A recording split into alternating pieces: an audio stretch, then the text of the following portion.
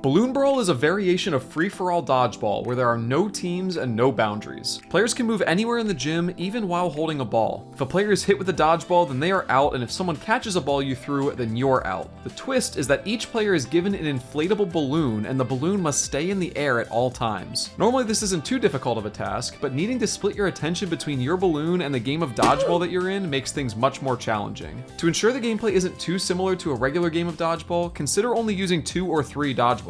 This will encourage participants to get each other out not just by hitting each other with the dodgeballs, but by going for their opponent's balloons, smacking them out of each other's possession. Additionally, not only does a balloon hitting the floor lead to your elimination, so does your balloon hitting a wall. And the important thing to note is that no one is allowed to grab onto a balloon or trap it in any way, regardless of if it belongs to you. You may only hit or tap balloons to redirect them. When a player is eliminated, they should pick up their balloon and sit down where they were tagged out. The round continues until half of the players have been eliminated, at which point everyone that is still in earns 1 point. The goal is to stay in the game as long as possible by keeping your balloons in the air while also avoiding the dodgeballs, and the player who has the most points at the end wins. In a youth group setting, this idea of trying to accomplish 2 things at once is an excellent opportunity to talk about what happens when your focus is divided. In the Gospel of Matthew, Jesus talks about storing up treasures in heaven instead of on earth. He says, "Where your treasure is, there your heart will be also." And then he says something that feels a lot like Balloon Brawl: no one can serve 2 masters. In this game, you're trying to track a dodgeball and a balloon at the same time. Split focus, split attention, and eventually you end up losing both. Jesus' point is that the same thing happens in our lives.